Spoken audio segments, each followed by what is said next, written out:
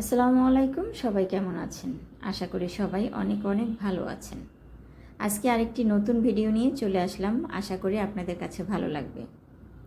আজকে আমি dumpling momo soup রান্না করব। তো এটা প্রথম থেকে অবশ্যই শেষ পর্যন্ত দেখবেন। এই রান্নাটা আসলে কি দিয়ে করলাম, কিভাবে করলাম, অবশ্যই প্রথম থেকে না দেখলে বুঝতে পারবেন না। আর ডাম্পলিং মোমো স্যুপ হচ্ছে আমরা প্রতিদিন এটা কিছুদিন পর পরই রান্নাটা করি।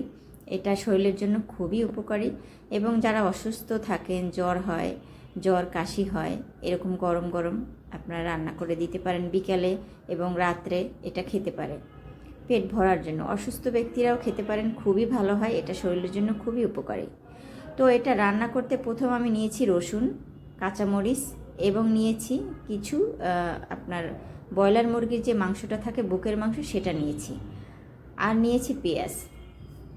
তো এটা একটু ব্লেন্ডার করে নিয়েছিলাম। ব্লেন্ডার করে এখন এটার মধ্যে আমি সয়া সস দিয়ে দিচ্ছি পরিমাণ মতো সয়া সস, লবণও পরিমাণ মতো এখানে অ্যাড করে দিলাম। এই রান্নাটা কিন্তু খুবই সহজ, আপনারা চাইলে এটা চেষ্টা করলেই রান্না করতে পারবেন। অনেক ব্যাচেলার ভাইরা আছেন, তারা চাইলে পারবেন এভাবে রান্না করতে। সামান্য এখানে মরিচ অ্যাড করে দিলাম, সামান্য গুঁড়ামরিচ অ্যাড করে দিয়েছি।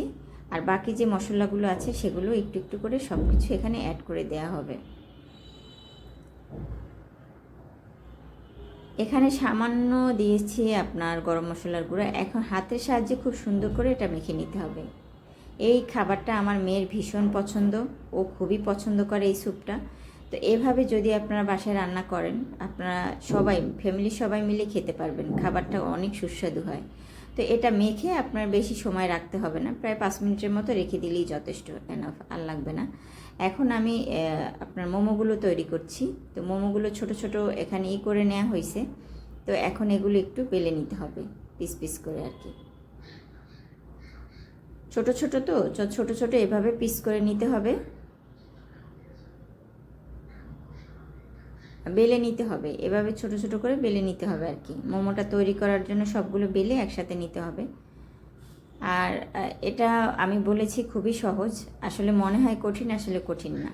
চেষ্টা করলে এটা বেশি একটা সময় লাগবে না, মাত্র 10 মিনিটের মধ্যে রান্নাটা কমপ্লিট করতে পারবেন। তো এভাবে আর কি বেলে নিতে হবে এক একটা করে।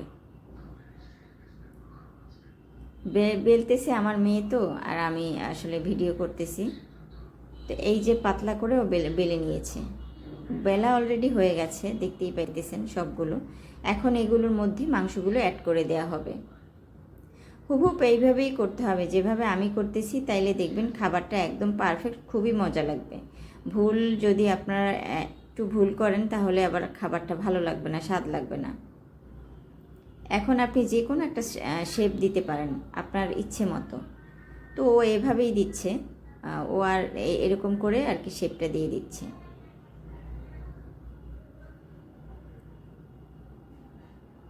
তারপরও খারাপ হয়নি, শেপটা খুবই ভালো হয়েছে মাশাল্লাহ।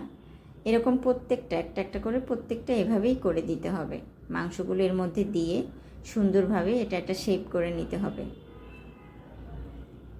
যে কোনো শেপ দিলেই যথেষ্ট, আপনারা যে যেমন পারেন তেমন দিলেও হবে। আর যে ভালো পারেন তার তো আর কোনো কথাই নেই, খুবই ভালো হয়। তো প্রত্যেকটা একইভাবে করতে হবে।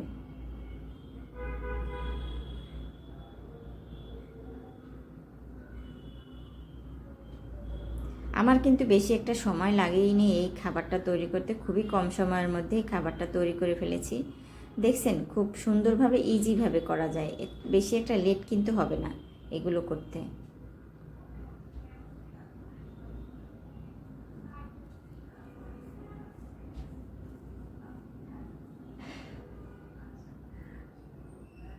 আমি প্রত্যেকটাই দেখাচ্ছি কিভাবে এগুলো দিতে হয়। এভাবে এক একটা করে সুন্দরভাবে দিয়ে দিতে হবে, খুবই হাতের সাহায্যে নিরিবিলি আস্তে আস্তে করে, যেন ভুল না হয়। আবার ফেটে গেলে তারপরে খাবারটা নষ্ট হয়ে যাবে।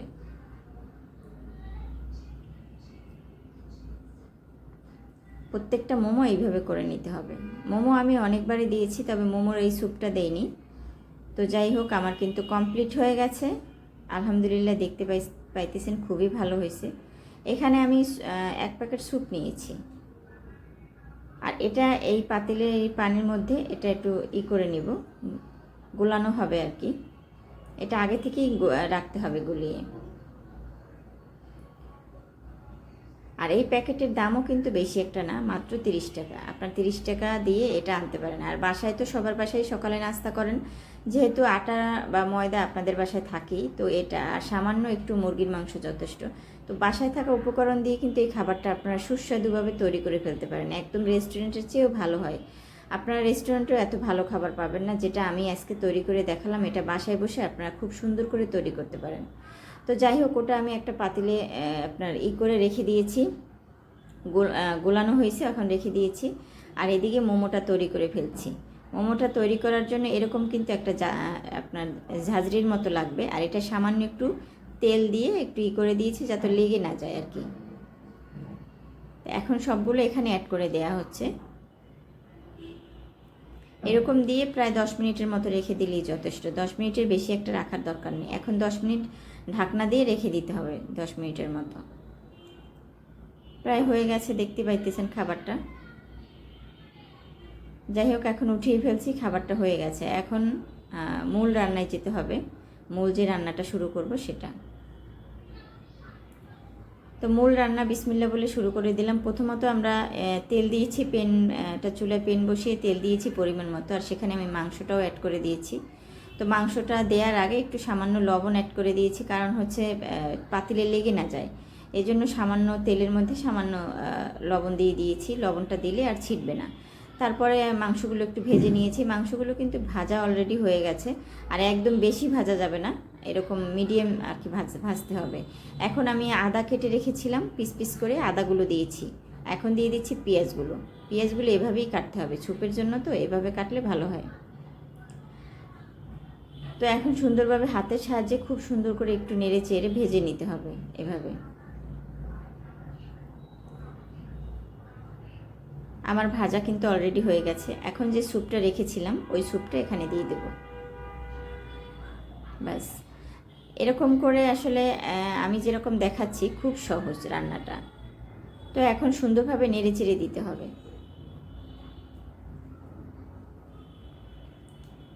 এখন আমি এখানে দিয়ে দিচ্ছি সস, দিয়ে দিচ্ছি এখানে 3 চামচ পরিমাণে সস আছে, সেটা দিয়ে দিচ্ছি।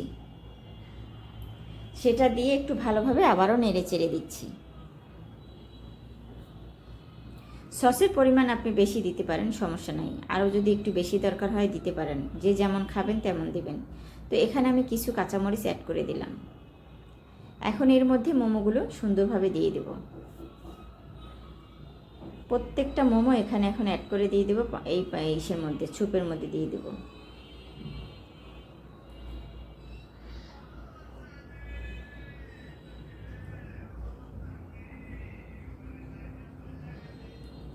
সবগুলো মোমো অ্যাড করে দেয়া হয়ে গেছে। এখন একটু ভালোভাবে নেড়ে চেড়ে দেব। এখন খুব আলতো হাতে আস্তে আস্তে করে নেড়ে চেড়ে দিতে হবে, যেন ভেঙে না যায়। ভেঙে গেলে আবার খাবারটা নষ্ট হয়ে যাবে। তো এইভাবে আস্তে আস্তে করে একটু নেড়ে চেড়ে দিলাম আর কি। আবার 2 মিনিট পরে আবারও নেড়ে চেড়ে দিব। তো এখন নাড়াচাড়া হয়ে গেছে, আবার একটু পরে আবার নেড়ে চেড়ে দেবে। এইভাবে নেড়ে চেড়ে দিতে হবে একটু পরে পরে। আমার খাবারটা কিন্তু প্রায় হয়ে গেছে, দেখতেই পাইতেছেন ঘন হয়ে গেছে, একেবারে কালারটা চেঞ্জ হয়ে গেছে। তারপরও আবারও নেড়ে চেড়ে দিতে হবে। মাশাআল্লাহ, যেমন চেয়েছি খাবারটা ঠিক তেমনই হয়েছে। সন্ধ্যায় আপনারা বিকালে যে কোনো সময় এই খাবারটা খেতে পারেন, পেটও ভরবে, শরীরও ভালো থাকবে যে কোনো সময়। আর অসুস্থ ব্যক্তিরা তো আরও ভালো হবে, তাদের শরীরের জন্য খুবই উপকারী একটা খাবার। আপনারা বাসায় বসে এভাবে রান্নাটা করে ফেলতে পারেন। একদম ঘন হয়েছে, আমি চামিচ দিয়ে উঠিয়ে একটু দেখাচ্ছি। আমার স্যুপ রান্নাটা হয়ে গেছে, দেখতেই পাইতেছেন, খুবই সুন্দর মাশাআল্লাহ, অনেক ভালো হয়েছে। একটু উঠিয়ে দেখাচ্ছি আপনাদেরকে, দেখেন কতটা সুন্দর, একটাও ভাঙে নাই, সবগুলো আস্তে আস্তে ছিল।